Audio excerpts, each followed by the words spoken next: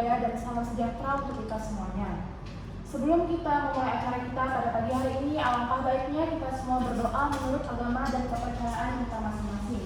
Berdoa dimulai.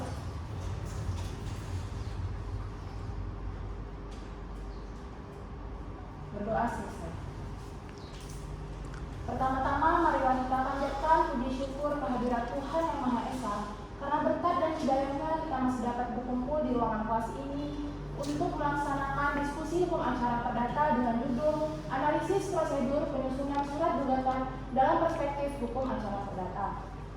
Selanjutnya kita akan mendengarkan kata sambut yang terhormat kepada Ibu Marniarani SMH selaku dosen mata kuliah hukum acara perdata, Bang Suherman SH selaku narasumber dalam acara kita pada pagi hari ini.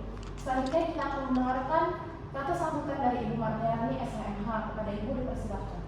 Baik, terima kasih. Bismillahirrahmanirrahim. Assalamualaikum warahmatullahi wabarakatuh.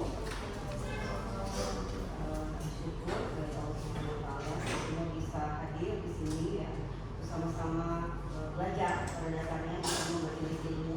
Kalau kita dalam agama menuntut ilmu itu sama amalannya atau pahalanya dengan sama tahajud ya. Jadi kalau niatnya kalian menuntut ilmu ke kampus atau kemanapun tempat majelis ilmu, luruskan dulu niatnya ya, niatnya mau ngapain gitu ya. Kalau mau menuntut ilmu, pahalanya besar, tinggi gitu ya. Jadi apa namanya, manfaatkan kegiatan-kegiatan majelis ilmu itu sebaik-baiknya. Di sini kita sudah hadir, ada Bang Suhermannya, namanya alumni kita, dan dulu juga Bang Suherman ini ketua komunitas peradilan umum pertama ya, pendiri pertama komunitas apa sih namanya? Sebenarnya KPS ya. Ada fotonya kan? Bawa dulu ya. Pertama ada Isma dan teman-teman Isma. Ini pendiri komunitas peradilan umum pertama, ketua pertama. Jadi sekarang juga sudah berkantor sendiri ya, di Lawson sendiri. Jadi alhamdulillah sebenarnya alumni kita prodi ilmu itu sudah berani buka kantor hukum sendiri rata-rata. Ada Bang Wahyu yang kemarin ada. Saya kemarin ketemu Redstone, kemudian ada Rian Hidayat, ya siapa lagi yang Agung Ramadan. Kemudian itu bangga juga sih Ibu kepada senior-senior atau alumni kita itu semuanya berani. Kebanyakan bahkan kalau teman-teman Ibu kuliah itu dulu kan magang ya, istilahnya ikut di kantor Lawson itu selama berpuluh tahun dulu, gak berani buka kantor sendiri. Nah ini alumni kita berani buka kantor sendiri ya. Ada di Batam, Mbak Redstone itu di Jakarta kan berani ya, di Tangsel ya. Kalau di Batam ya. Nah, kalau Surabaya, Bang Suherman ada di sini. Siapa lagi satu itu yang di LBH? Riki. Nah, itu nggak nyangka sebenarnya. Apa namanya, yang bisa jadi mungkin dulu nggak begitu aktif di kelas. Ya, ternyata begitu sudah lulus, kita tuh nggak berhenti menimba ilmu itu ya. Bisa jadi waktu di kampus kalian mungkin biasa-biasa aja, tapi begitu sudah terjun di dunia kerja mau nggak mau kan belajar lagi. Pekerjaan orang hukum itu sebenarnya pekerjaan profesi yang nggak berhenti belajar. Hakim, jaksa, ya. Apa hari-hari kita nemu kasus yang bisa jadi meskipun aturan undang-undangnya sama, kita analisnya beda-beda, ya kan? Dan itu kita terus belajar nggak pernah berhenti, gitu ya. Nah begitu juga dengan alumni kita dan adik-adik semua mahasiswa semua itu jangan pernah berhenti belajar. Nilai di kampus tuh mungkin bisa jadi kecil, tapi di luar sana bisa jadi kan lebih hebat lagi. Jadi gak pernah berhenti belajar dalam artian menempa ilmu itu di mana saja. Maka sekarang ruang belajar itu bukan hanya di kampus, ya. Dunia digital sudah banyak, kalian boleh magang dimanapun dari awal, bahkan nggak mesti nunggu kurikulum ya. Kalau magang semester 5-6. Dari sekarang, dari semester 1 sebenarnya kalau di kelas-kelas itu sudah saranin kalian sudah mulai magang nih. Jangan berharap uang dulu lah, ilmu itu mahal, ilmu praktek ya terutama ya. Kalian tuh kalau sudah magang di kantor-kantor hukum pasti belajar lagi. Walaupun undang-undangnya sama yang kita pelajari waktu di kampus, pasti terus-menerus itu analisis lagi. Gini ya, persoalannya begini, pasti saling terkait satu sama lain.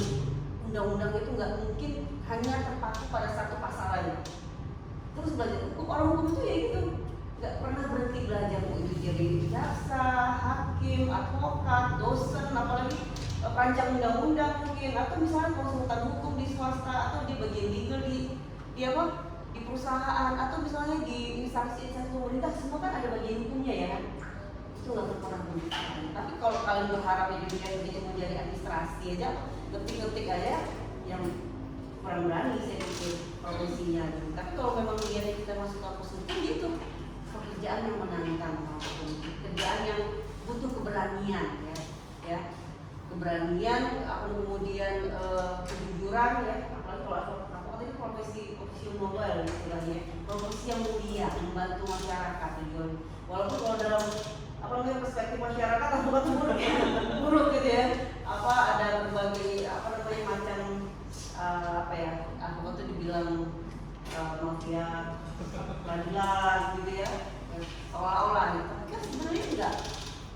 Advokat itu pada awalnya itu dibentuk itu tujuan yang mulia, yang membantu masyarakat. Banyak belajar lah ya, terutama dari narasumber kita ini Bang Erna. Silahkan nanti gali ilmu sebanyak-banyaknya yang selama ini dia sudah peroleh atau sudah alami gitu.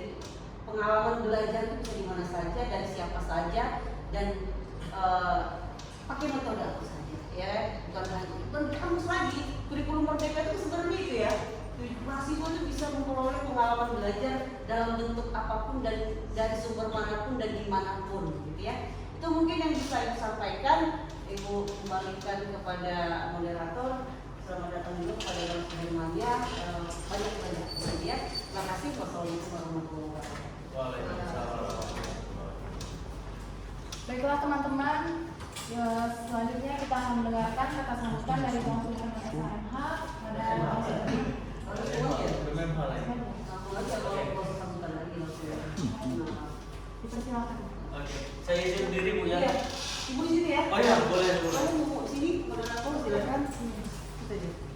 Kalau mau gitu gitu, atau pulang dulu ya? Boleh. Baik, assalamualaikum warahmatullahi wabarakatuh. Shalom, Om Swastiastu, Namo Buddhaya, salam kebajikan. Selamat pagi untuk kita semua. Yang terhormat dan terima kasih sangat besar lah kepada Bu Fania sudah mengundang saya untuk bisa bicara di Majelis Ilmu Forum Mahasiswa yang Baik ini untuk memberikan pembelajaran terkait hukum acara perdata. Saya ingin ceritakan ke belakang dulu sebelum masuk ke materi kita. Sebenarnya saya dulu waktu kuliah, saya ini konsentrasinya hukum pidana. Ketika sudah selesai 2020 ya, udah 4 tahun yang lalu, saya belajar dari nol lagi semua mata pelajaran.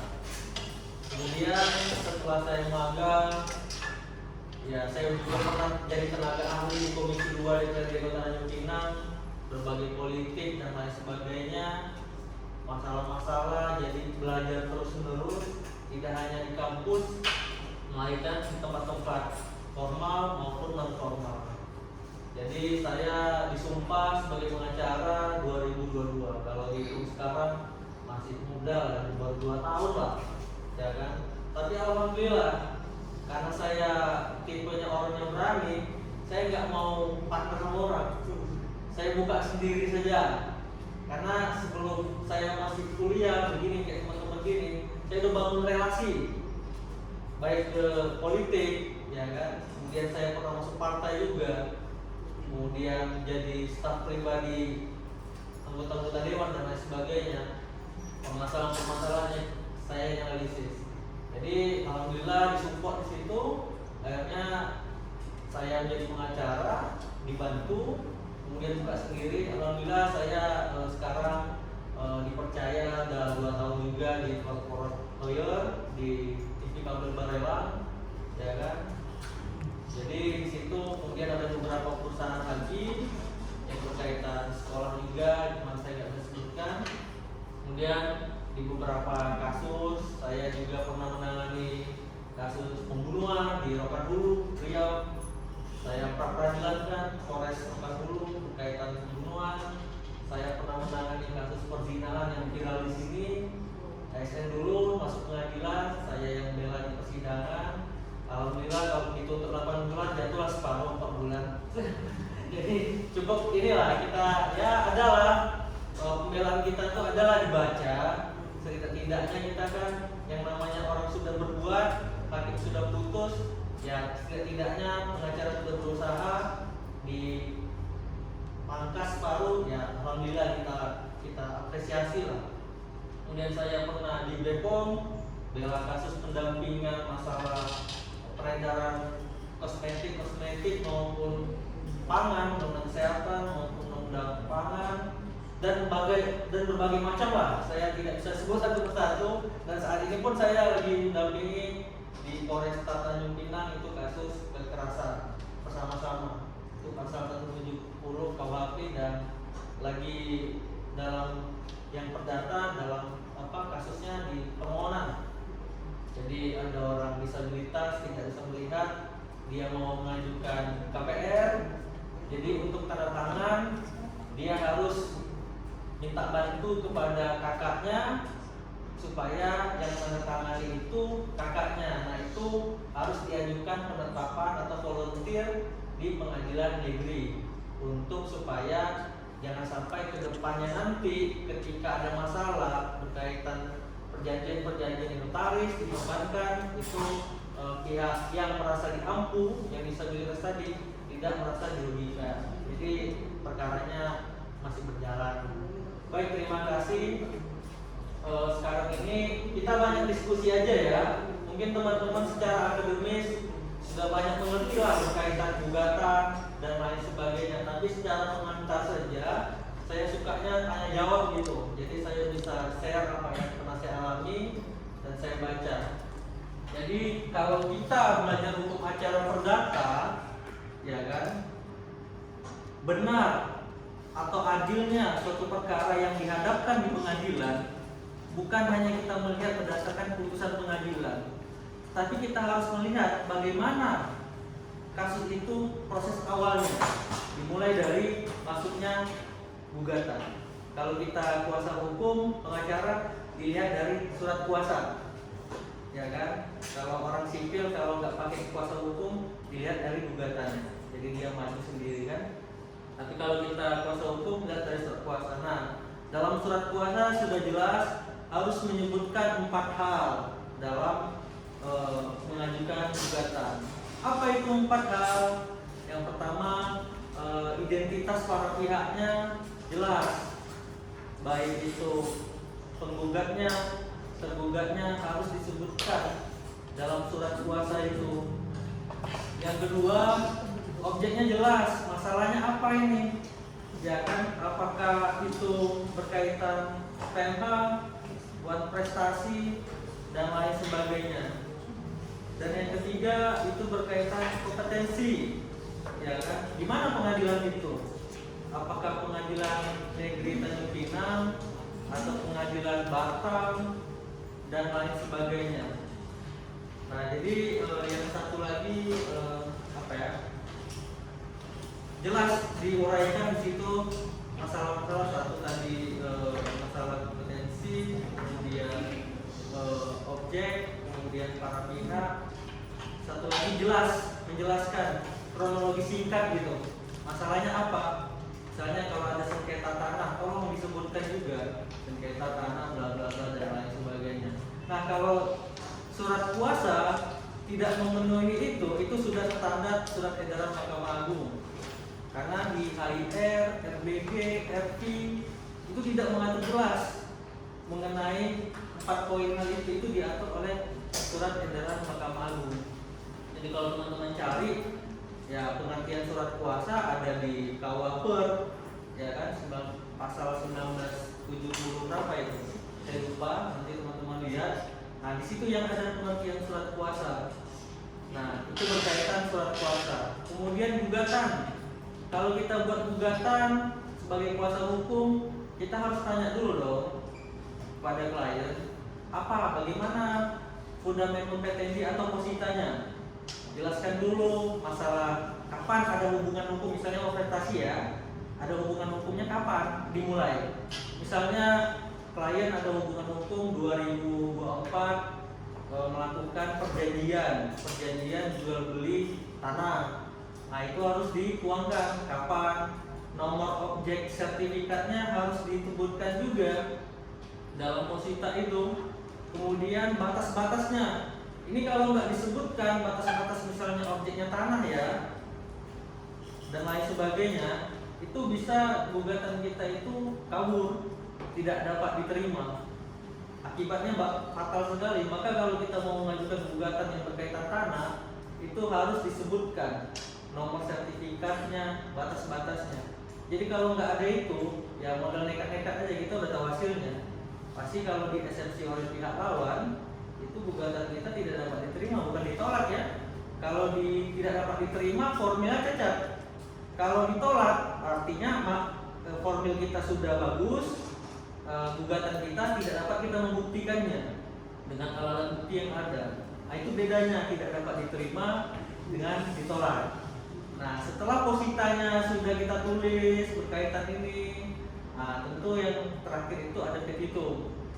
Petitumnya harus diminta apa saja petitumnya. Ya kalau misalnya kita masalah rumah, ya kan, pembatalan sertifikat nomor sekian, atau kita minta ganti rugi baik material maupun imaterial dan lain sebagainya. Itu tergantung klien lah. Kita tanya dulu, saya mau menggugat ini masuk ke pengadilan, ibu maunya apa? Oh, saya maunya minta uang sekian, kemudian rumah atau tanah itu menjadi milik saya, atau sertifikatnya dibatalkan terlebih dahulu dan lain sebagainya. Itu harus dicantumkan.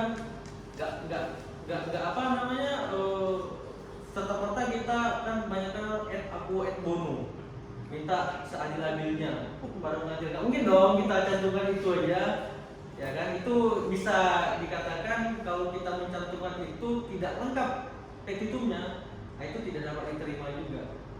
Nah, kalau ditutup bolehlah. Biasa kan kalau dalam gugatan itu positanya sudah diuraikan, petitumnya sudah diuraikan, kemudian terakhir et aquo et bono, ya kan, itu bahasa Latin yang sering disebut atau digunakan lah dalam gugatan-gugatan lawyer dan lain sebagainya. Nah, dalam penyusunan gugatan itu tadi yang paling penting ya diingat, positanya komparisi jelas dulu disebutkan para pihaknya, misalnya penggugat A, tergugat B, ya kan, mengajukan gugatan terhadap B. Kalau tergugatnya banyak, ya tulislah, ya kan. Kemudian ada tergugat 1, tergugat 2. Kalau misalnya ini ya ajukan juga turut tergugat. Turut tergugat itu adalah dia tidak menguasai secara penuh berkaitan dengan objek yang kita sengketakan, tetapi kita akan memintakan dia untuk patuh terhadap putusan itu. Misalnya kebanyakan orang kalau masalah tanah dijadikannya turut tergugat itu notaris, ya kan, dimasukkannya notaris sebagai turut tergugat. Sebenarnya itu nggak penting amat sih, cuman kebanyakan lawyer berpikiran ya udah deh masukin aja supaya nggak ada celah di eksepsi. Nah, berkaitan gugatan lagi, ini ada masalah dalam hukum acara perdata. Ada beberapa di pengadilan gugatan itu harus dimaterai katanya, ya kan. Padahal kalau kita periksa HIR, LPG, LP itu nggak ada. Kemudian kita lihat di undang-undang biomaterai. Nah, di situ advokat-advokat, pengacara-pengacara atau pihak lawan kita sering eksepsinya yang kayak gitu, ya kan. Jadi materai dan lain sebagainya. Untuk supaya kita itu tidak ada celah, ya boleh-boleh saja lah di materai. Tapi kalau dalam praktik saya nggak pernah materai, ya kan. Kalau saya baca Undang-Undang Nomor 10 Tahun 2020 ya, 2020 sekarang ini materai kan berubah. Jadi ada sih celah di situ, saya baca di pasal 3 itu. Emang ada alat bukti untuk di persidangan, tapi ada surat lainnya. Nah, surat lainnya ini bisa diperdebatkan.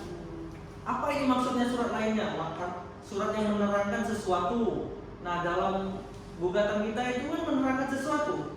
Jadi para lawyer itu kadang masukin itu. Wah, ini gugatannya cacat formil karena nggak ada materai dan lain sebagainya. Tapi selama saya berpraktik kemudian nengok senior itu nggak ada di materai, aman-aman aja tuh. Tapi kalau kita mau materai ya biasanya gugatan di rangkap 7 asli. Nah itu ya 7 lah materai. Kalau kita hitung-hitungan kan ada 70.000 juga tuh. Ya kan? Sementara biaya misalnya nggak terlalu banyak, kita bantu orang miskin atau apa kan, sudah 70.000. Belum lagi kalau tergugatnya banyak. Ya kan? Kenapa 7? Pertanyaannya kenapa 7? Tergugatnya 1 nih ya, contoh ya. Kenapa 7? 3 untuk hakim, 1 untuk hakim mediator, ada 4 itu ya. Kemudian 5 untuk panitera, 6 untuk tergugat, 7 untuk kita. Jadi 7 rangkap nih. Bukan fotokopi ya, kasih asli. Kita tanda tangan bahasa langsung surat gugatan itu. Jadi dimasukkan itu. Nah, tapi kalau kita tambah dengan tergugat, turut tergugat, artinya lebih dong. Berapa banyak yang kita masukin? Nah, disitulah jumlah-jumlah gugatan kita yang kita masukin. Kemudian kita bayar biaya perkara. Biasa kalau untuk perkara yang kecil lah ya, contoh untuk cerai Tanjung Pinang ini di pengadilan negeri itu sekitar, kalau dia tinggal di daerah Tanjung Pinang Kota itu 700.000 lah, ya kan? Bukan biaya pengadilannya yang mahal, tapi biaya jasa hukumnya kan, ya kan? Biaya jasa hukumnya ini, biaya pengacaranya kan subjektif, nggak ada harga pasaran. Orang mencari pengacara misalnya 20 juta, ya mau apa, nggak ada pasaran kan? Kayak orang Paris miliaran, ya kan? Jadi nggak ada ininya, nggak ada objektifnya, pasar objektifnya. Jadi suka-suka aja, sesuai dengan katanya jam terbang, track record dan lain sebagainya. Tapi yang namanya orang-orang sudah besar kan mungkin ada kasus-kasus yang kecil juga kan dan lain sebagainya.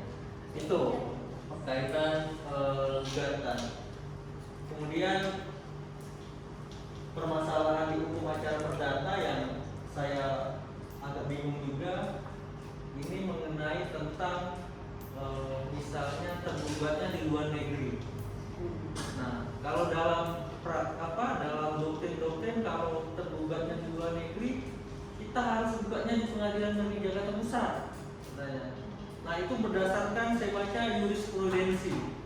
Artinya kan kalau di Indonesia ini kan bukan kayak di Inggris, common law kan, sistem presiden. Artinya hakim bisa aja dia menolak, ya kan? Karena ya dia tidak mengikuti jurisprudensi. Jurisprudensi itu kan anjuran aja kalau di Indonesia. Tapi kalau di Inggris, ya kan, di Malaysia itu common law juga, itu dia harus mematuhi itu. Jurisprudensi itu putusan pengadilan terdahulu itu sudah dianggap sebagai kaidah hukum, ya kan? Kalau di luar sana, kalau di kita ini sebagai anjuran aja, ya kan? Kalau teman-teman nanti belajar berdasarkan putusan, ya bolehlah cantumkan perkara-perkara terdahulu nomor sekian, tapi itu tidak mengikat, ya kan? Itu berkaitan persoalan dalam hukum acara perdata. Apalagi yang mau dibahas, jadi saya berpidato ini, ya kan? Karena nggak ada laptop, nggak ada PPT, jadi saya bingung mau arahnya kemana. Jadi mungkin teman-teman harus banyak tanya lah supaya lebih terarah aja. Karena kalau saya ada PPT mungkin saya tinggal buka slide aja, ya kan? Mungkin supaya bisa terarah lah bagaimana. Berkaitan hukum acara perdata itu tadi, sekarang ini lagi dicanangkan perubahan undang-undang. Sekarang ini kan hukum acara perdata kita ini banyak nih. Ada RBG, ada RP, ya kan, ada HIR. Yang HIR katanya dulu berlaku di daerah Jawa dan Madura, RBG kita inilah di luar Jawa dan Madura pakai RBG. Sekarang sudah nggak ada lagi pemisahan-pemisahan, itu sudah berlaku. Mau pakai HIR boleh, RBG boleh, tapi hakim kalau saya lihat baca putusan jarang sih pakai RP. Tak tahulah kita apa alasannya nggak pakai RP lagi. Dia kalau nggak HIR, RBG hukum acaranya. Nah dulu HIR itu sekaligus hukum acara pidana. Semenjak KUHP hadir tahun 1981, maka sudah dipisah hukum acara pidana dengan hukum acara perdata. Nah berkaitan teman-teman lah, saya ingin supaya ceramah kuliah ini singkat, ini sangat bermanfaat. Saya akan bahas sedikit lah mengenai surat kuasa insidentil. Nah jadi teman-teman ini yang kuliah hukum, ya jangan sampai ya, bukannya saya mendoakan kena kasus keluarganya, atau apa, maka mulai belajar sekarang buat gugatan atau apa, mana tahu keluarga kena kasus, teman-teman pandai buat gugatan, mengerti akan hukum, bisa mewakili bapak ibunya di pengadilan dengan mengajukan surat kuasa insidentil. Apa itu surat kuasa insidentil? Itu adalah berkaitan dengan ada hubungan darah, ada hubungan keluarga, ya kan? Jadi teman-teman yang misalnya bayar lawyer mahal dan lain sebagainya, masalahnya nggak besar kok atau apa, misalnya digugat atau menjadi penggugat, ya teman-teman di sini aja yang jadi kuasa hukumnya. Itu bagaimana caranya? Caranya datang ke pengadilan, buat surat kuasa yang sudah dikuasakan, bawa surat keterangan lurah, ya kan? Ada hubungan darah antara yang bermasalah dengan teman-teman sendiri atau keluarganya. Nanti pengadilan mengeluarkan surat kuasa insidentil. Nah, itulah surat kuasa teman-teman secara hukum sah untuk mewakili keluarganya yang berkasus atau sanak saudaranya dan lain sebagainya. Itu pernah terjadi, saya baca tahun 2023 itu mengenai tentang pra-peradilan di Pengadilan Negeri Denpasar. Jadi ada kasus sengketa merek lari ke pidana tahun 2023 bulan Juni. Kebetulan tersangkanya itu adalah istri dari ketua pengadilan Pak Rigi. Ketua pengadilan Pak Rigi di Sulawesi Utara lah itu pengadilannya. Jadi dia datang ke pengadilan Denpasar mengajukan surat kuasa insidentil untuk mewakili atau membela istrinya yang ditetapkan oleh Polda Bali sebagai tersangka sengketa merek. Nah, itu contoh konkretnya. Ini bukan teori, tapi contoh konkretnya. Bang, kenapa? Ini kan pidana, bukan perdata. Kalau pra peradilan itu masuk perdata, hukum acaranya. Nah, karena saya alhamdulillah sudah pengalaman juga pra peradilan, pakai hukum acara perdata, bukan pakai hukum acara pidana. Jadi surat kuasa insidentil hanya berlaku untuk hukum acara perdata. Kalau hukum acara pidana saya ragu nggak bisa kayaknya untuk pidana. Jadi teman-teman calon sarjana hukum kalau belajarnya bagus, pengetahuannya bagus, wawasannya bagus, ketika sanak saudaranya kena kasus, bolehlah untuk unjuk diri atau tes ilmu lah ya kan, untuk melawan ataupun sebagai mempertahankan diri, baik atau digugat dan lain sebagainya. Itulah singkat aja mungkin kita tanya jawab lah. Mungkin itu Bu. Dengan itu terima kasih. Assalamualaikum warahmatullahi wabarakatuh.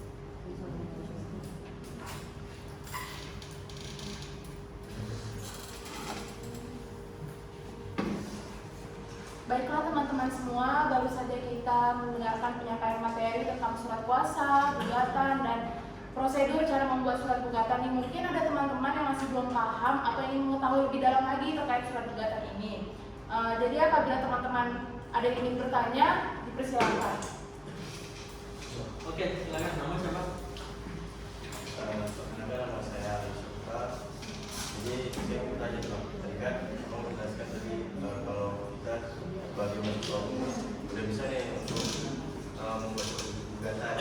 Nah, tapi kan di sini kita kan perlu ada namanya identitas. Ya.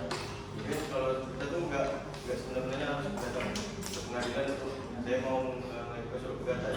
Tapi kalau misalnya nanti di pengadilan itu minta identitas itu gimana?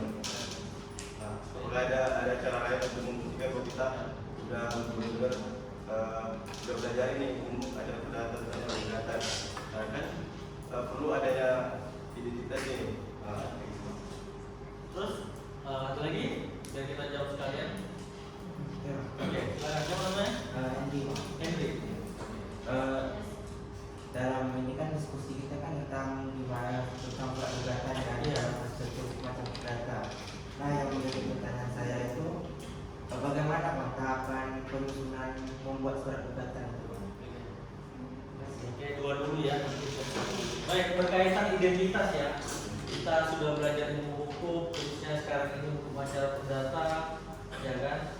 Jadi ketika kita, keluarga kita, ibu kita, adik kita, bapak kita kena kasus atau digugat orang ya, jadi Jadi kita buat surat kuasa.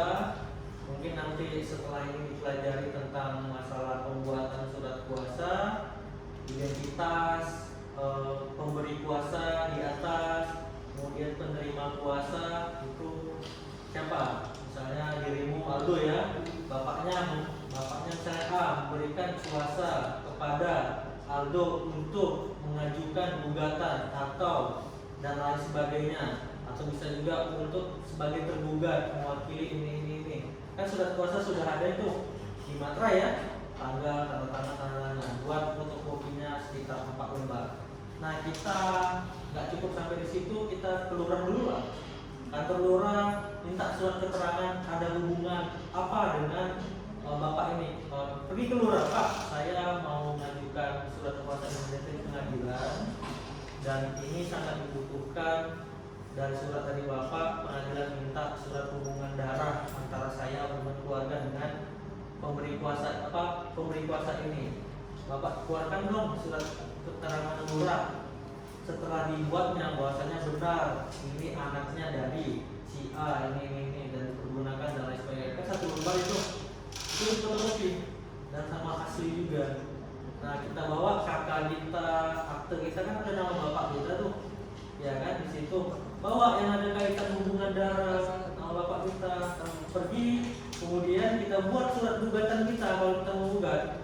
Nah kan kalau gugatan buatlah 7 lengkap dan lain sebagainya. Nah itu bawa nanti, bawa KTP juga, fotokopi KTP jangan lupa, ya kan. Berkas ini pergi ke panitera bagian perdata, atau kalau mendaftar kuasa di bagian hukum dulu, pergi ke bagian hukum, ya kan. Nah, jelaskan saya kuasa penyentil, saya mengajukan gugatan, daftar dulu surat kuasanya. Surat kuasanya nanti ketua pengadilan langsung yang tanda tangan itu bahwasanya Anda sudah punya hak untuk mewakili keluarga dalam perkara ini. Nanti dikeluarkan surat itu. Nah, surat itu sudah keluar, masuklah Anda ke perdata. Nah, itu masukkan gugatan sampai surat itu. Nah nanti dalam persidangan bawa surat kuasa itu dengan isedentil itu. Nah itu sudah berjalan, sudah boleh secara hukum Anda layak untuk mewakili keluarga Anda. Jadi sesederhana itu. Nanti kalau misalnya agak bingung, cek Google boleh juga lah, kan sekarang sudah luas ilmu pengetahuan itu. Kemudian berkaitan dengan tahapan penyusunan gugatan. Nah tadi saya sudah jelaskan secara singkat. Kalau Anda sebagai pengacara untuk menyusun gugatan, Anda harus semuanya harus tahu dulu apa masalah klien Anda. Mulai tanggal berapa dia melakukan hubungan hukum, apa mau dia, bagaimana. Anda harus jelaskan nih. Saya sebagai pengacara Ibu, tolong jelaskan sama saya berkaitan kronologis, jangan ada kebohongan sedikit pun. Karena kebohongan sedikit pun nanti akan merugikan Ibu di kemudian hari kalau terungkap di pengadilan, persidangan, itu akan mengalahkan kita atau melemahkan kita kalau lawat tahu. Sebaiknya Ibu kasih dulu tahu saya semuanya tanpa ada disembunyi-sembunyikan. Nah, jadi ketika dia bilang ceritakan, nah Anda catatlah yang penting-pentingnya. Ya kan, kadang kan kalau ya emak kadang ceritanya panjang, kadang nggak ada nilai hukumnya kadang. Oh ini masalah perasaan pun diceritakan juga kadang kan. Tapi kita harus paling memilah, menyisir. Bukan semua yang diceritakan dia kita rekam, kita cantumkan. Oh itu banyak kali itu nanti ceritanya itu. Padahal perkara cuma ya sederhana lah gitu kan. Jadi itu dulu yang kita pahami kan. Kemudian baru siapa orangnya, ada nggak identitasnya, ya kan? Karena kalau tidak ada nama maupun alamat susah, karena kan surat pengadilan nanti diantar ke tergugat. Misalnya saya nggak ada nih namanya, wah bagaimana bagaimana bisa kalau kita menggugat? Atau saya ada namanya tapi nggak ada alamatnya, nggak bisa. Jadi kalau secara singkat perdata itu butuh nama dan alamat. Gak butuh nik lah, kadang kan ada orang nulis sampai lengkap, nama, alamat, tergugat dengan nama, alamat, tanggal lahir, semua ditulis supaya gak ada celah. Tapi dalam praktik yang saya lakukan, nama alamat aja untuk tergugat, sudah cukup tuh, nama alamat. ya kan itu sulit lah dibilang cacat formil karena anjuran dari surat edaran Mahkamah Agung ya begitu aja, nama dan alamat, karena itu untuk mempermudah untuk masyarakat mendapatkan keadilan. Itulah dipermudah kita kan. Cuman kalau nggak ada tergugatnya identitasnya sama kita nama alamatnya tahu, ya kita sia-sia lah menggugatnya kan. Nah pertanyaannya gini, kalau perkara cerai, kalau dia awalnya tinggalnya misalnya di Tanjung Pinang, kemudian dia nggak tahu lagi keberadaannya, kita tulis nama tergugatnya, kemudian alamat dalam kurung, saat ini tidak diketahui keberadaannya baik di dalam negara kesatuan Republik Indonesia maupun di luar negara kesatuan Republik Indonesia, gitu juga, atau bisa singkat aja, dan saat ini tidak diketahui alamatnya tepatnya di mana. Nah itu jadi gugatan gaib. Gugatan gaib dalam artian ilmu ini ya, ilmu hitam ya. Orang banyak bilang itu gugatan gaib kalau untuk cerai kan. Gugatan gaib itu. Nah gugatan itu biasa hakim, kalau saya pengalaman gaib itu ya cukup lama juga lah, kadang 6 bulan lah kalau untuk cerai. Kadang setahun, nggak ada ininya sih. Kenapa hakim ya kan? Ya kan. Jadi surat itu diantar ke lurah, ya kan, di pemerintah setempat diantar. Nah kadang dalam praktik lurah nggak mau terima pula nih, saya nggak mau lah cerai atau apa. Kadang kesulitan paniteranya. Dihubunginya lawyernya, buat deh berita online kehilangan atau mencari ini untuk datang hadir di pengadilan berkaitan nomor perkara ini. Nah itu biasa. Jadi kita disuruh buat berita 2 kali, 3 kali, biayanya siapa yang tanggung? Kita yang tanggung. Soalnya kita minta tolong, ya bayarlah. Kalau sini bisa bantu media online, bayar 200.000 bang, berapa bang? 200.000 boleh lah untuk terlibat berita online bahwasanya ada gugatan dan dia harus menghadap. Nah itu kita print lah itu buktinya nanti kan bahwasanya dia sudah dipanggil secara terus menerus baik secara di kelurahan maupun di online. Jadi begitulah untuk singkatnya. Kemudian ada pertanyaan lain atau kurang lebih? Perkenalkan, nama saya Siti Faridika. Bang, saya ingin bertanya, apakah pengadilan itu boleh membuat gugatan bagi pihak penggugat atau hanya pihak penggugat saja yang boleh membuat gugatan? Misalnya kalau pengadilan boleh membuat gugatan untuk pihak penggugat, Bang, itu dalam hal apa saja atau kasus apa saja? Oke, terima kasih pertanyaan bagus. Jadi kalau dahulu kan semenjak informasi kita sudah bagus lah, internet ada, masyarakat punya akses yang baik berkaitan googling dan lain sebagainya. Kalau dahulu itu misalnya ada orang yang dirugikan secara keperdataan datang ke pengadilan menceritakan, jadi panitera yang mencatat, panitera dia mencatat dan lain sebagainya, ya kan. Itu sebelum ada kerjasama antara pengadilan dengan lembaga bantuan hukum. Lembaga bantuan hukum ini kan baru 2011, undang-undangnya 2011. Nah, semenjak udah ada lembaga bantuan hukum datang ke pengadilan, nanti orang pengadilan tuh ada pos bakum tuh, minta bantu sana tuh buatin. Nah itu gratis. Bagaimana supaya dapat gratis? Nah, itu orang-orang yang tidak mampu ada SKTM-nya, kemudian ya seperti yang disyaratkan pemerintah lah, ya kan, untuk kita ada kartu-kartu prasejahtera dan lain sebagainya dilampirkan. Tapi itu normanya ya. Dalam praktik nggak perlu itu juga. Kadang datang ke LBH minta bantu, nanti ngopi jual kopi, bang makasih bang ya untuk ini atau nggak usah, saya nggak terima masuk, nggak lah ini jasa abang aja ini, saya kan udah minta bantu dan lain sebagainya. Itu jangan sampai pengadilan tahu. Kalau pengadilan tahu kena ini langsung kena usir nanti kan. Nah itu biasa di luar itulah, karena kita masyarakat Indonesia ini kan ingat budi ya. Kalau ingat budi ya begitulah. Tapi dalam pidana disebut plat sebagai gratifikasi kan begitu. Tapi ya susah dilepaskan yang begituan. Kadang kita nolak, kita makan gak ada duit, kadang atau apa, apalagi pengacara baru, apalagi magang yang gak ada gajinya, ongkos minyak kita pribadi dan lain sebagainya. Nah, kadang diterima juga, tapi kadang kalau ada sedikit gak diterima. Itu kan pengalaman saya, pengalaman orang yang enggak biasa itu. itu ya itu di luar dari normal, di luar dari normatif hukum lah ya kan. Jadi kalau bicara kita normatif hukumnya, ya itu tadi LBH pengadilan tidak boleh menerima uang-uang berkaitan yang tidak resmi.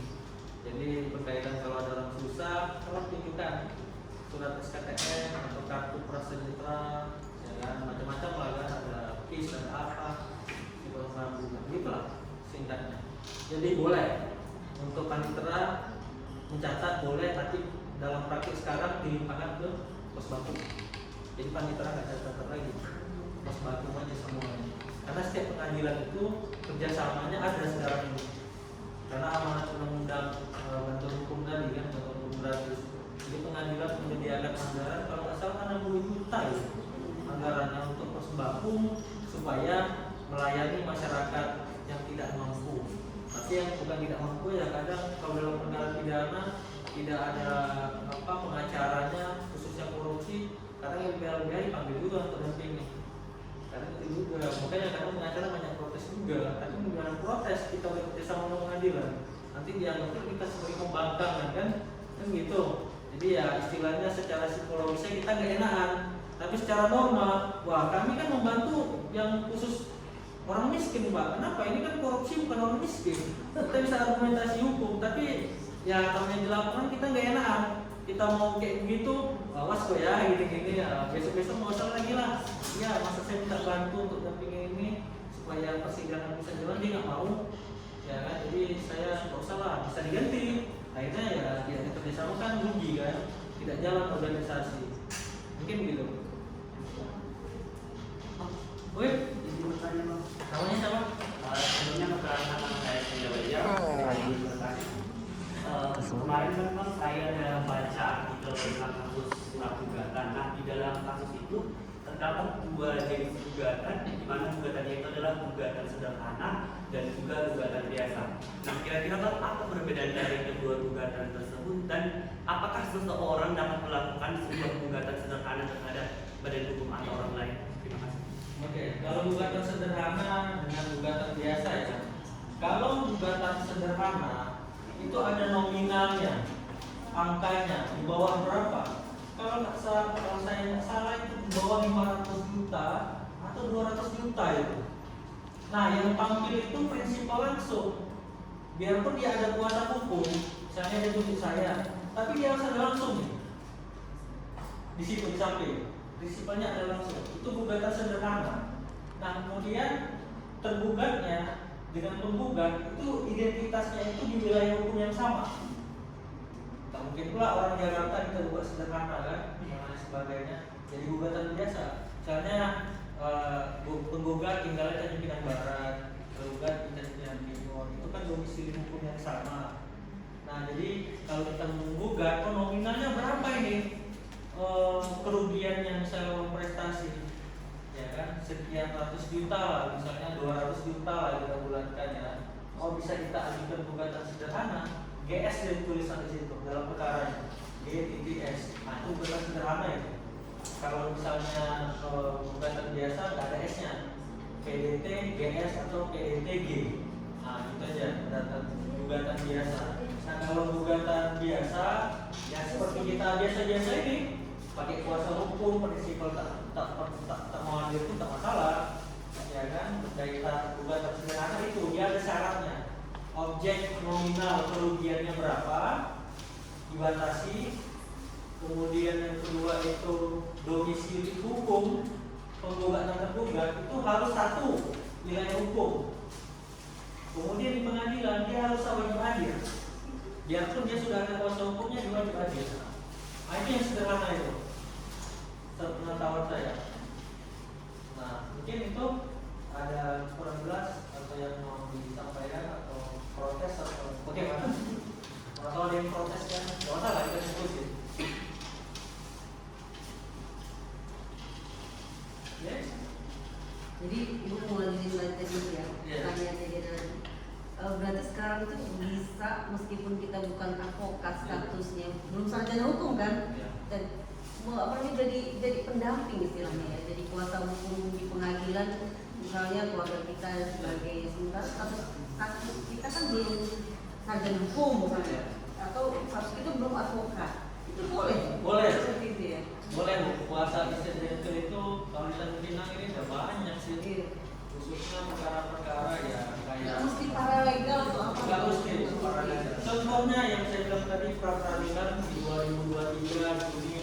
hakim loh. Hakim ya. Ketua pengadilan ini. Ketua pengadilan ketua pengadilan di Sulawesi Utara satu kabupaten membela istrinya yang ditersangkakan oleh Polda Bali. Ya kan? Orang banyak juga protes, tapi apa kata ketua pengadilan negeri Denpasar? Ya itu haknya. Saya nggak punya kewenangan untuk melarang dia. Bukan jabatannya yang dilihat, tapi aliran darah aliran hubungan keluarganya. Aliran hubungan keluarganya yang dilihat. Jadi bukan dia jabatannya siapa dan mana sebagainya, tapi aliran hubungan keluarganya seperti apa. Jadi berkewajiban ketua pengadilan mengeluarkan kuasa insentif itu khusus di perdata. Boleh berdebat gitu di pengadilan kan? Boleh. Harus di kuasa hukum. Kuasa hukum. Biasa ya. Jadi boleh di situ. Jadi teman-teman Ngomong-ngomong aja di video. belajar yang baik, ya kan, mana tahu ya kita kan selalu menolak kasus, maksudnya balal yang datang kita. Karena kan permasalahan itu kalau kita yang bermasalah ya ada orang sebut ini balal, ada ini ujian. Kalau pengacara bilang itu ada kecuan nih. Dia baru gak ada masalah. Iya, karena ada cuan nih, ya kan. Jadi ya itu tadi. Kalau mau menjadi advokat ya belajarlah yang baik, tapi percaya diri lah dulu supaya bisa meyakinkan orang. Karena kan pengacara ini kan poinnya adalah trust, percayaan dulu. Kalau teman-teman dibilang orang pintar atau apa, ketika berhadapan komunikasi dengan calon klien, ini nggak jelas ini. Kadang kan ada yang begitu, ini gampang nih, ini gampang itu ada argumentasi hukumnya, nggak ada dijelaskan apa akibat hukumnya seperti apa, nanti ibu mengalami apa, kalau kita menang seperti apa, kalau kita kalah seperti apa. Kadang kan ya banyak juga orang-orang yang aman dong, yang ya. Nah, kadang kan timbul lah ini jelas ini kan aman-aman aja yang itu yang dikhawatirkan tanpa penjelasan. Nah disitulah mungkin ada tadi konsultan untuk gratis nih kan. Kalau di perusahaan ini bayar kan? Ya ternyata kalian sebenarnya kalau ada masalah keluarga udah bisa jadi kuasa hukum ya kan? Itu bagus tuh, tapi tergantung keberanian ya sebenarnya. Berani lagi. Berani ya kan? Ya tinggal keberanian aja lagi. Ya. Kalau punya keberanian, coba tes ilmu lah. Karena kalau saya perkara yang tidak pernah saya tangani, misalnya contoh saya belum baru jadi pengacara peradilan Polda Riau kemarin 2023 Januari. Padahal baru sumpah kan. Tapi karena saya memang betul-betul orang pidana, belajar kan, memang betul-betul literat kan. Ya udahlah, paling kalau kalah kasih ilmu, kalau menang alhamdulillah. Tapi itu kan bukan coba-coba, tapi tetap profesional. Kita berdasarkan referensi buku-buku, pelajaran-pelajaran yang diberikan dosen terdahulu. Kita kan simpan, bukan kayak sudah selesai kuliah bukunya disumbangkan ke amal dan jangan. Buku hukum tetap dipakai, ya kan, baik itu nanti ketika sudah masih di sini maupun sudah di luar dipraktikkan nanti itu. Jadi sangat berguna buku. Jadi kan kebanyakan orang ada juga mahasiswa hukum bukunya di 5 kilo di situ kan saya belinya mahal lagi. Nah pertanyaannya, misalnya contoh, Bang, kamu pakai buku apa? Saya pakai buku M. Jaya Haraka, punya 1000 halaman tuh, 1000 halaman tuh. Keluarganya membaca tuh, 2.000. Itu bagus tuh, buku M. Jaya Haraka itu. Karena hakim pun kadang pertimbangan hukumnya, yang jaksa pun kadang pakai itu juga pertimbangan hukum. Jaya Haraka itu kan bukan hanya dari perdata, tapi dari pidana juga. Tapi bagus itu referensinya, saya pakai itu. Karena kan basic saya bukan perdata nih, jadi saya pidana. Cuma karena saya banyak nangani juga perdata, ya saya harus cari referensi buku hukum yang istilahnya itu sederhana tapi masuk ke akal kita, biar kita mudah bertindak. Karena kan banyak buku-buku yang muter-muter di ngantuk. Tapi kalau yang Jaya Arab itu dia bahasanya cukup sederhana tapi masuk dan bisa diaplikasikan, sederhana lah. Jadi itu mungkin teman-teman yang belum ada buku baru semester 4 beli buku lah, jangan pinjam terus. Nggak pinjam sama dosennya nggak dibalikin.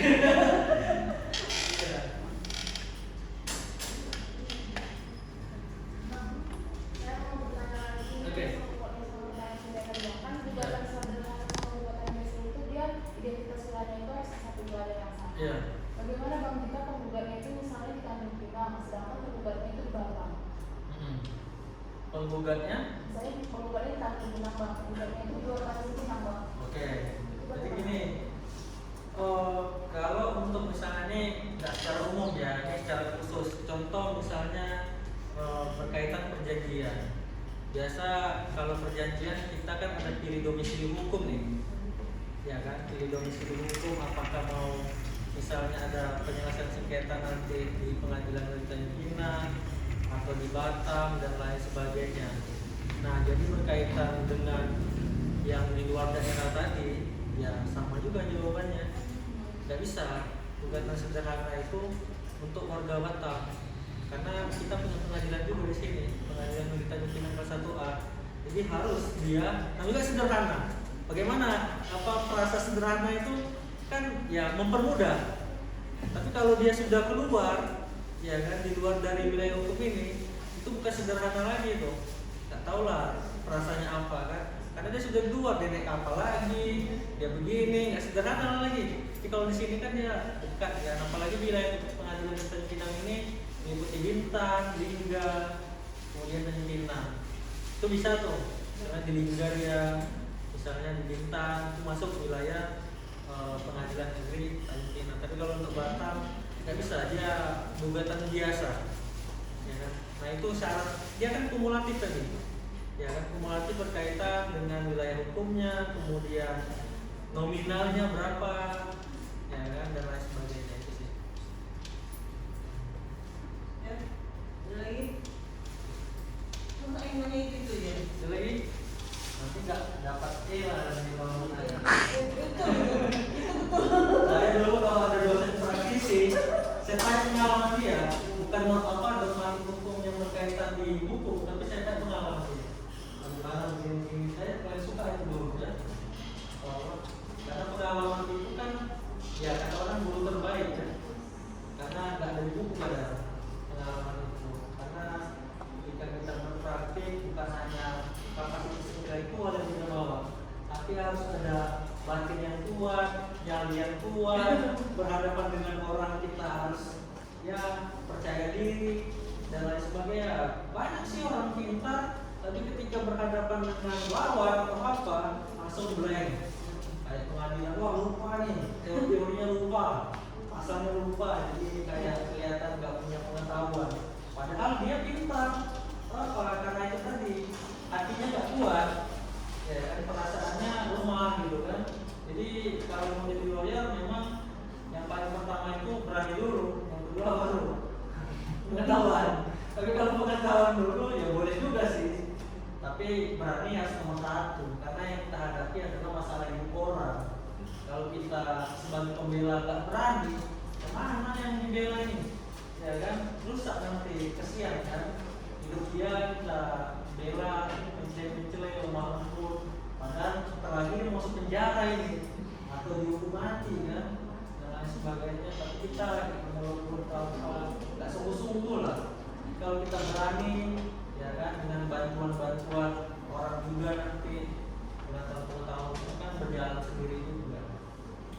Apalagi ya contohnya gini lah, teman-teman kalau mau banyak pengetahuan bukan hanya di buku, baca putusan.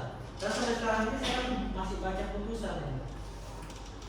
Sederhana aja lah, ambil aja pengadilan negeri Tanjung Pinang, buka Google. Putusan pengadilan Tanjung Pinang. Oh ini permohonan volunteer. Kayak mana sih mau mengajukan permohonan ganti nama? Ya kan, oh begini. Bagaimana sih permohonan misalnya pengampuan, ada orang disabilitas mau melakukan tindakan hukum, tapi dia dianggap harus diampun karena dia tidak bisa melihat dan lain sebagainya, cacat. Karena menurut kalau perdata kan dia harus minta penetapan pengadilan, ya kan, untuk melakukan itu karena dianggap dia tidak cakap. Jadi baca-baca, kalau hanya buku saja mungkin masih kurang ya, putusan pengadilan. Karena kalau ya di buku saya baca, untuk pandai hukum ini di luar negeri baca putusan. Di Amerika orang belajar putusan, maka orang itu paling hafal kali 2011 kejadian ini, 2008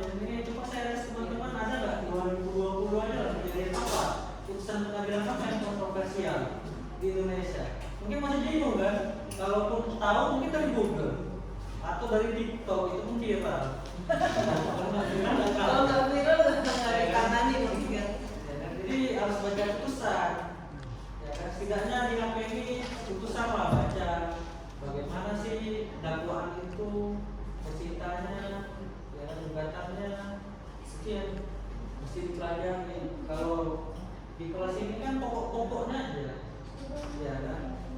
Kalau kata konstitusi kan pokok-pokoknya bahkan bukunya ya dari putusan, ya kan. Gimana kalau putusan itu kan konkret tuh, konkret.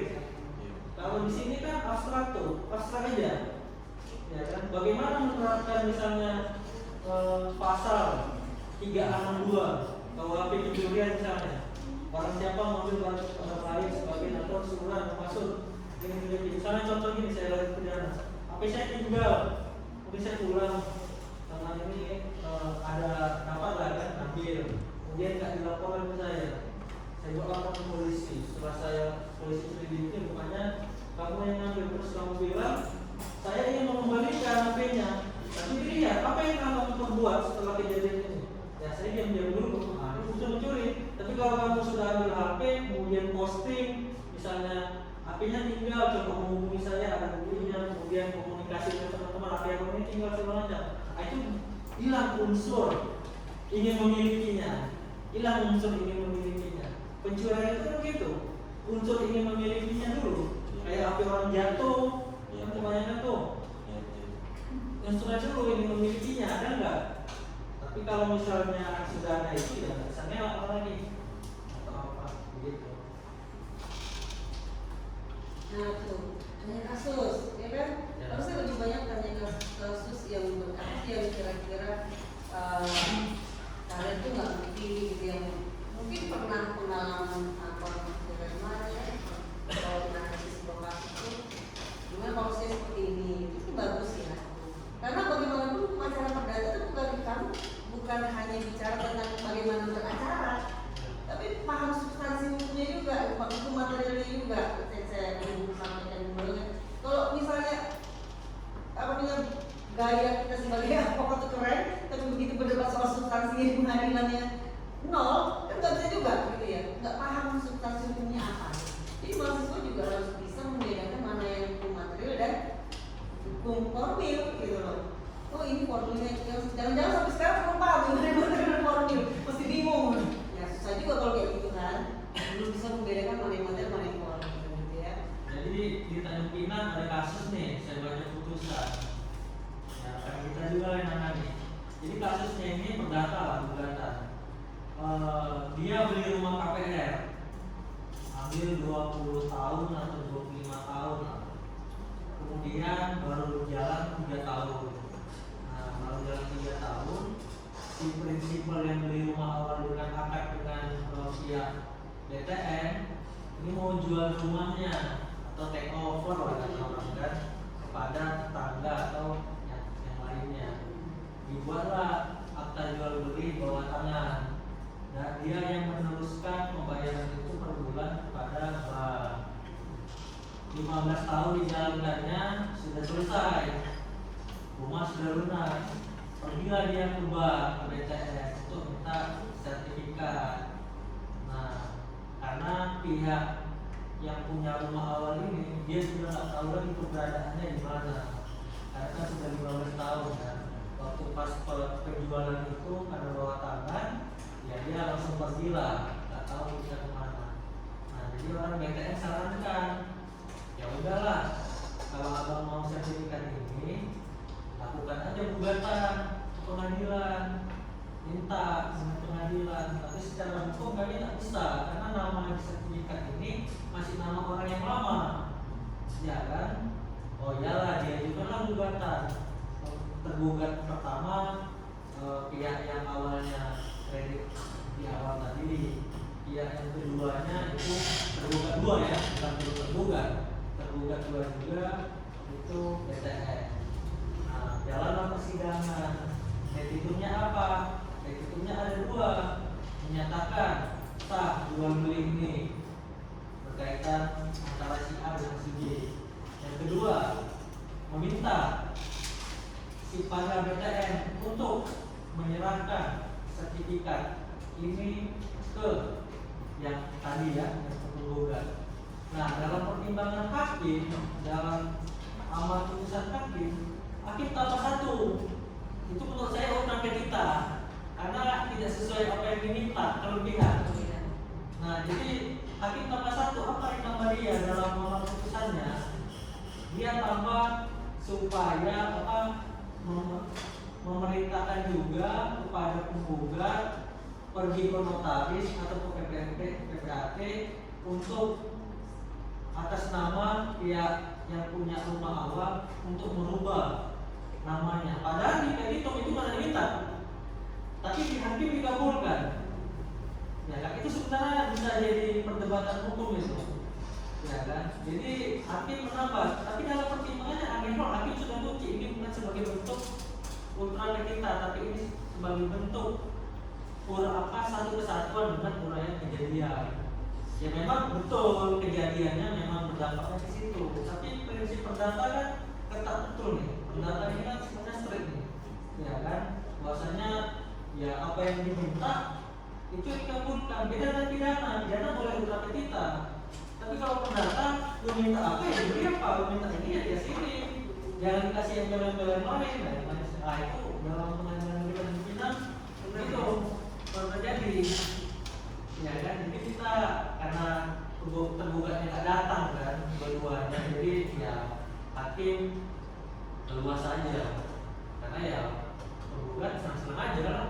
Tambah kan kadang kan kita lawyer atau prinsipal kan kadang terpikir juga, kadang keterbatasan pengetahuan apalagi berhubungan dengan tanah ya, berdampaknya kepada surat-surat ini nanti balik nama dan lain sebagainya. Padahal yang diminta ini cuma dua, menyatakan perjanjiannya sah secara hukum, yang kedua BTN harus menyerahkan sertifikat itu kepada penggugat. Yang ketiga tadi itu utama hakim. Itu kan kalau menurut pengetahuan saya itu sudah ultra kita, karena tidak sesuai apa yang diminta, melebihi.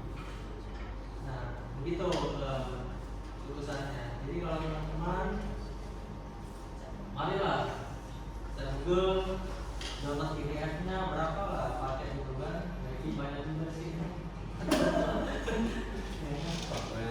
Boleh nanya.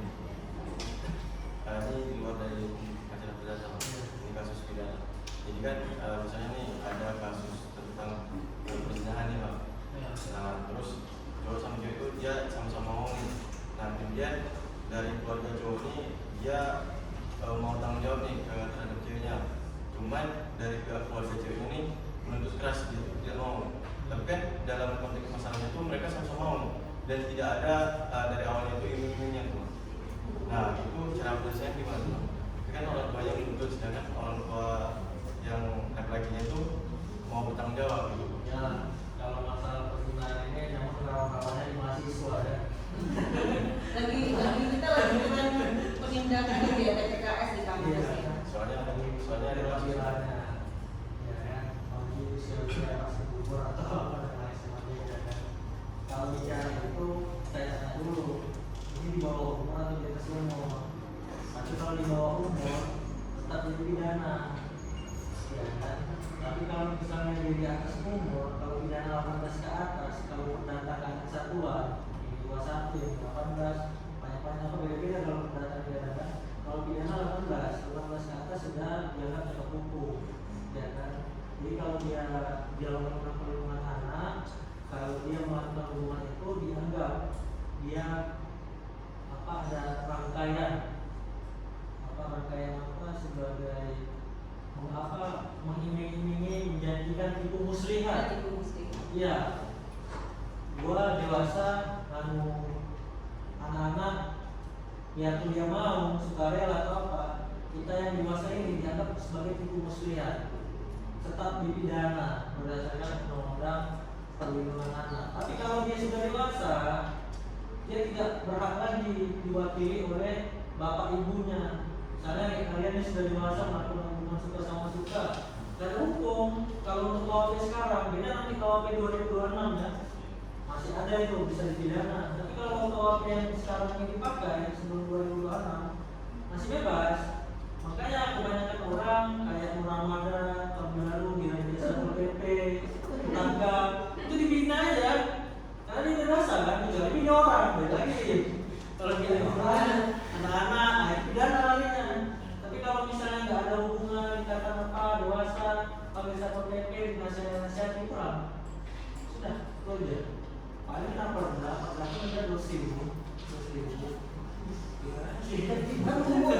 Pelanggar ketentuan nomor kesusilaan. Itu loh artinya sih kan banyak nih. Mana sih nih? Kalau pakai kalau pulang ngajar malam-malam gelap tuh kan, geret pasangan cowok cewek. Kalian lihat ya? Kalau kalian mau udah kayak malam gitu saya. Parah. Ini gelap semua kan? Nah, yang saya itu baris gitu membaca cewek cowok apa nggak sih lihat-lihatan gitu? Paling razia di Satpol PP tadi kan. Jadi hukum melihat umur dan lihat hubungan juga. Nggak bisa dipidana. Mau pakai pasal apa?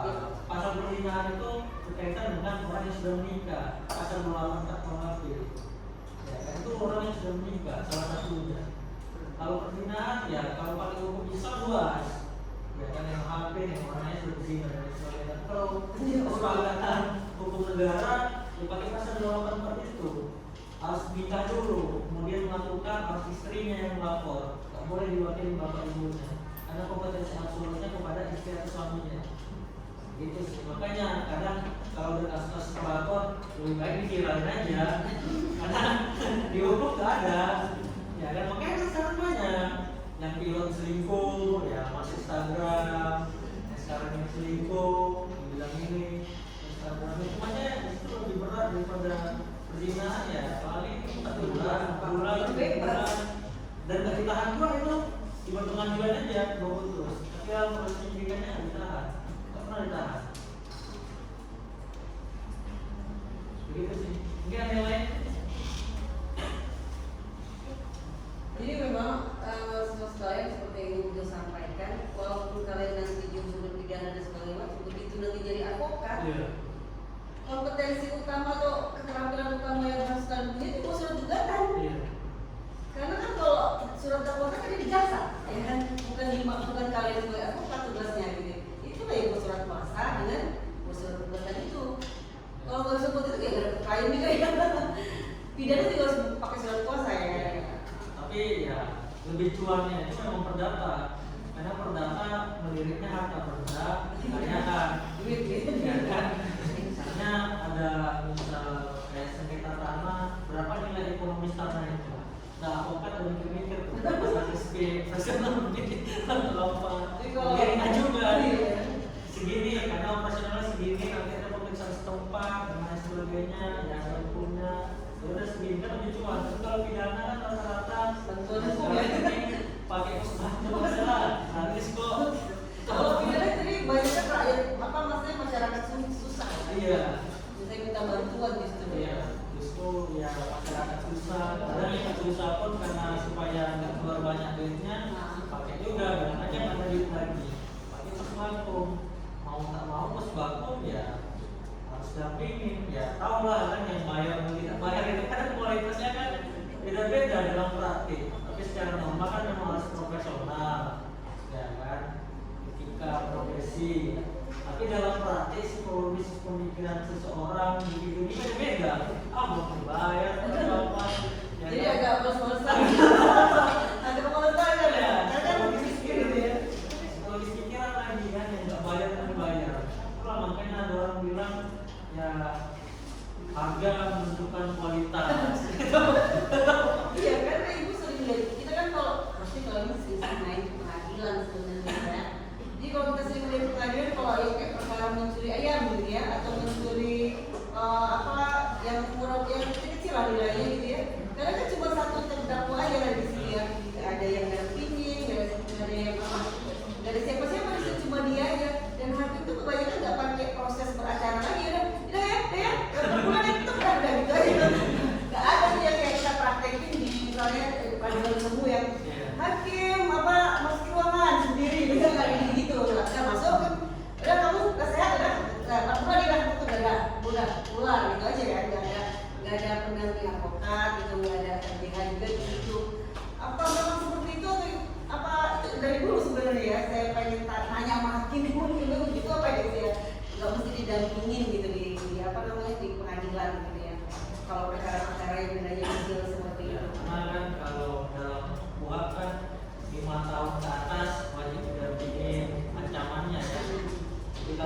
kalau ke bawah ya masalah lah kayak penghinaan Kita sendiri ya berarti dalamnya kita ya. ya atau apa ya kadang terdakwa ada pembelaan saya minta ringan aja Pak Hakim nah ya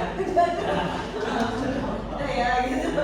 nah tulis nah ya oke makanya sih tapi kalau misalnya kasus-kasus yang disorot Iya. pasti baru ada agak inilah tadi pembicaranya kaku tidak fleksibel ya kan karena dipantau tapi kalau teman-teman sering ke pengadilan mungkin hakim yang suka-suka sidang fleksibel itu agak malu juga lah kan bisa ngomong karena Iya, bener.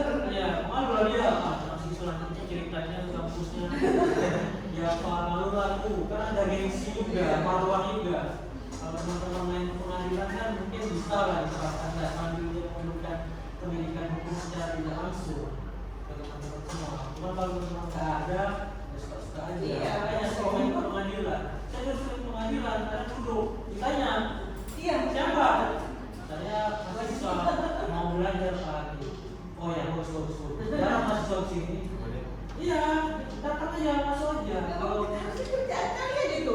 ya nggak perlu dibawa inisiatif aja datang pengadilan negeri ya bukan pengadilan banding banding nggak bisa karena sidang itu administrasi ini karena nggak disidang kayak pengadilan Saya ini negeri. sekarang agak jauh ya sebentar. Iya. Kalau dulu waktu di Basuki Rahmat kan hari-hari lewat enak. Iya. Tapi kalau dari sini dekat kok Iya. oh enggak lah sama ini Cinompak ya masih garang ya sekarang Iya. tapi ya itu perjuangan mahasiswa masa mau enak-enak aja Iya, gitu. mau sukses ya harus dulu lah sakit lah ya kan karena kan semua sudah tersedia Google juga ada jurnal Google banyak tinggal dari mau tidak mau aja jadi Kamu dari mana dari tinggal? Oh. saya mungkin sekali tinggal kan basic ini ya baru ya kan nggak ada dapat divisi ikut beasiswa PPA dapat ikut beasiswa provinsi dapat ikut beasiswa Bank Indonesia dapat alhamdulillah di lulusan mulai S1 jadi yang mungkin saya akan 16 ya saya lah dulu yang akan 16 aku kali istri Lama ya.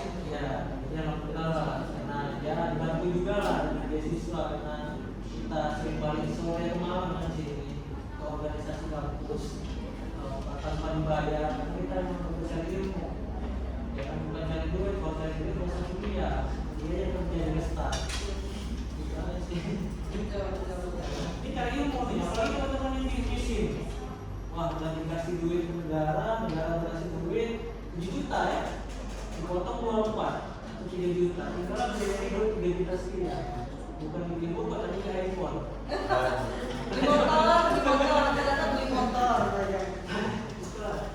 makanya yang divisi harus lebih giat lagi setidaknya referensi harus banyak lah beli buku lah kan bisa ada orang menjawab kan sekarang sudah ada PDF buku e-book bertahan lama mata kita melihatnya yang efektivitas saya efektif itu yang memang buku 4 kopinya bukan e-booknya kadang kan ya orang suka gitu sekarang kan biar udah canggih dah e-book aja lah apa gimana aja nggak mau keluar duit untuk ini juga Sekarang banyak sama.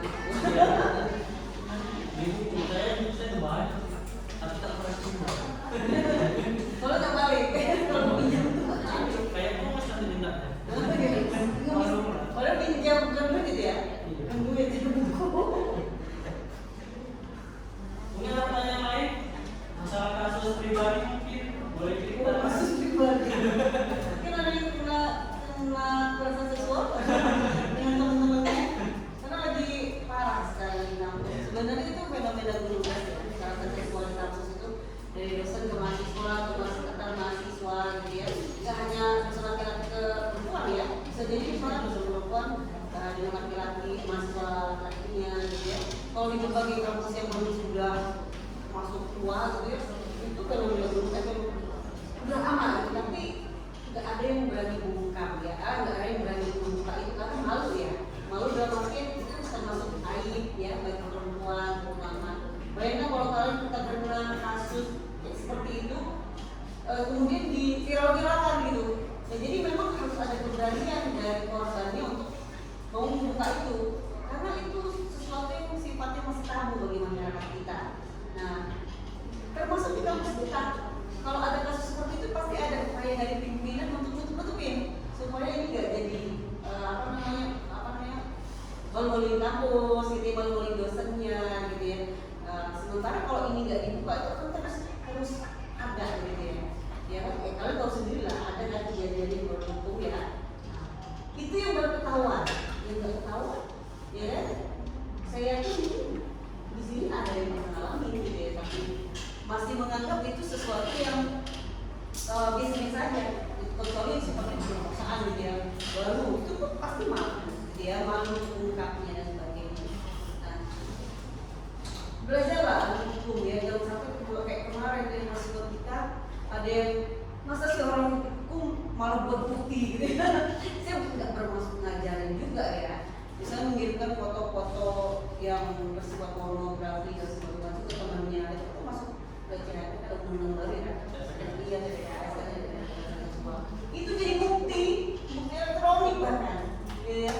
Masa anak hukum bisa sebodoh itu sih, gitu kan? Ini foto porno gitu ya ke temannya, gitu ya.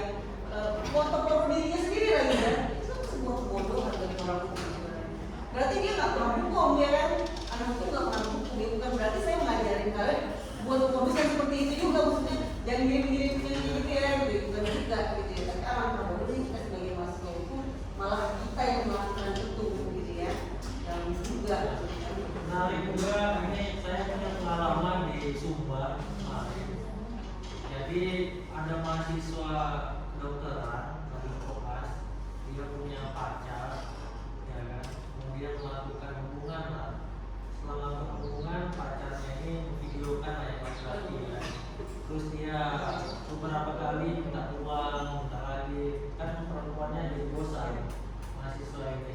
Kemudian disebarkan dia di Instagram, Facebook, ke WA-nya dosen-dosennya yang juga kan.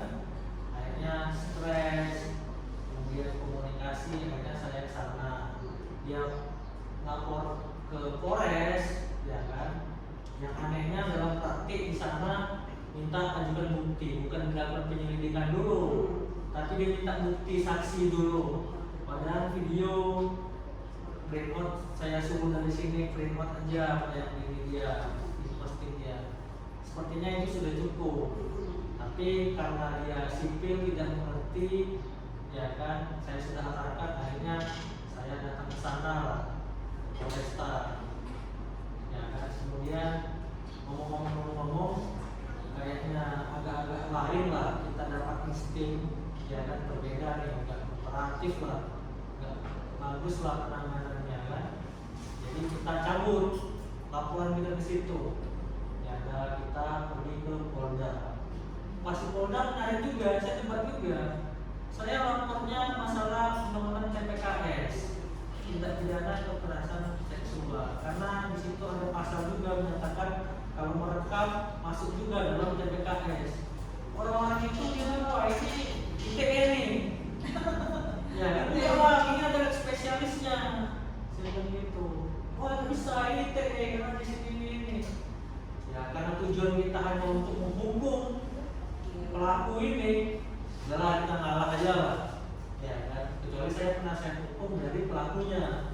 Karena kita korban, mau DE kok, mau apa, terserah yang penting tangkap aja dia. Habis itu kadang kita yang kita pelajari itu termasuk pasal yang saya sampaikan. Kita udah pelajari betul undang-undang ini dan kita yakin pasal ini yang seharusnya kena berdasarkan asas. Tapi dalam praktik yang punya kewenangan lah itu bentuk penegak hukum pasal. Nah itu kadang jadi kita ada ya kadang kita adalah ya kan. Di proses saja, alhamdulillah dihukum dia. Jatuh pengadilan kita 3 tahun 6 bulan divonis karena menolak DE. Yang masalahnya pasal penyebaran aja. Iya, materi pasal 27 ayat 1 itu, ya kan, tentang menyebarkan materi konten kesusilaan. Nah itu kalau dia TPKS kan lebih berat lagi, ya kan. cuman ya karena kita prinsipal atau lain sudah psikologisnya tak baik, terlebih lagi kita melampirkan bukti itu kan dilihat polisi. Iya. Karena polisi saya sesenyum juga. Iya, secara psikologis ya. Mau gimana? Ya kan? Iya. Mungkin polisi nggak lihat. Mana buktinya? Nah itu memang kasus-kasus yang kesusilaan ini memang harus kuat mental betul kalau untuk diperkarakan. Tapi kalau dibiarkan bakalan ada korban-korban yang lainnya. Maka harus ditimbulkan reaksi atas kelakuan itu. Jangan kita nggak ada reaksi diam-diam aja. Ya kan harus ditonjolkan keberanian kita sedikit lah pelan-pelan. Jadi ya itu pesan yang disampaikan tadi. Ya kalau kalian sudah belajar ilmu hukum yang baik, cukup di sini. Dalam dunia praktik, tidak semuanya pengetahuan yang kalian anggap itu ideal itu bisa diterapkan. Karena Indonesia banyak kali undang-undangnya. Dan setiap individu punya pengetahuan hukum yang berbeda. Jadi kita kembali lagi ke tujuan yang penting dihukum lah Pak.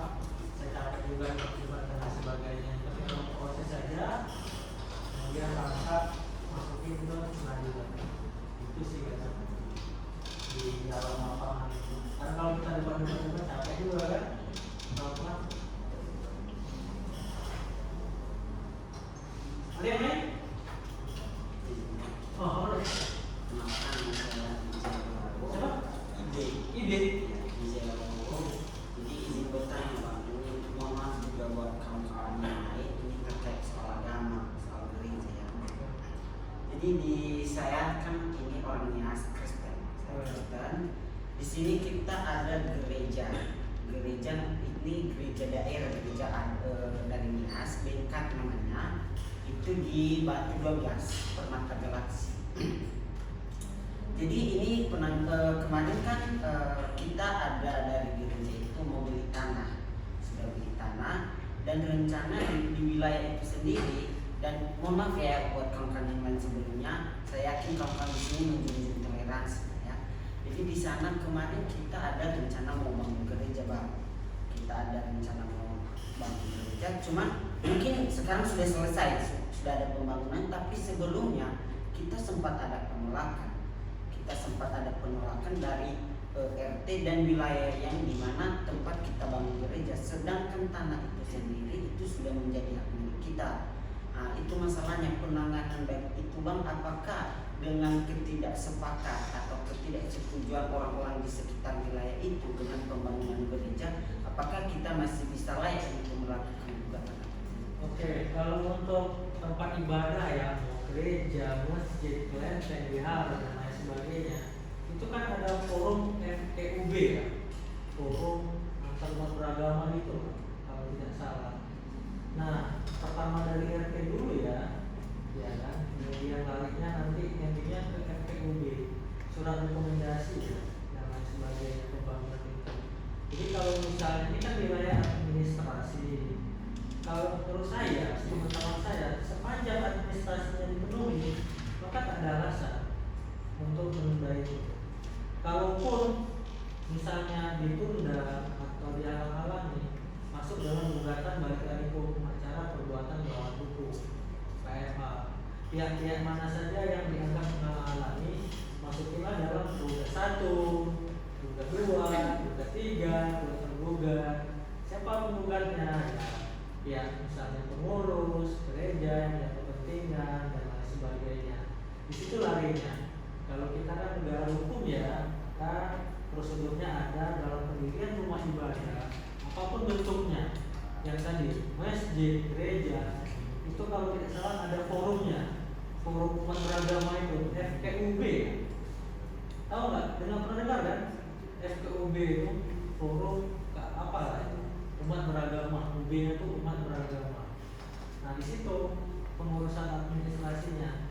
Jadi jangan mentang-mentang kita punya tanah, oh saya mau bangun ini aja, enggak. Kita punya tanah ada batas-batasnya yang diatur oleh negara. Yang paling sering terjadi, ya misalnya ada fungsi sosialnya. Ya kan, misalnya kita punya tanah membangun rumah ukuran sekian, ada tanah yang harus dihibahkan ke pemerintah untuk jalan, untuk fasilitas umum, untuk ini. Enggak semuanya kita harus bangun atau apa, itu nggak boleh. Ada undang-undangnya juga, undang pemukiman kan, yang mesti kita baca. Jadi mentang-mentang punya tanah, suka aja lah. Bangun inilah, bangun itu enggak. Kita ada administrasi dan prosedurnya. Tidak serta-merta apa yang kita punya kita bisa melakukan apa. Poinnya begitu. Mungkin itu ada lagi? Iya. Tuh. Kayaknya cukup dulu lah ya. Ya. Nah, kasihan juga puasa deh. Gak ada minum, gak ada makan. Cukup ya? Cukup, nanti lain kali kita Mungkin lain diskusi kali lagi. diskusi atau apapun itu ya saya terima loh diskusi dan sebagainya. Kamu magang di kantornya Bang Herman nanti magang, tapi masih angkatan kalian ya? Di atas kalian yang Oke begitu ya, saya tutup ya. Assalamualaikum warahmatullahi wabarakatuh. Baiklah teman-teman semua, kita sudah di penghujung acara. Sebelum saya akhiri, apakah Ibu ada tambahan? Mungkin kita foto bersama ini jadi. Baiklah teman-teman semua, sekian acara kita pada pagi hari ini. Terlebih terkurang saya mohon maaf. Terima kasih dan selamat pagi. Pagi.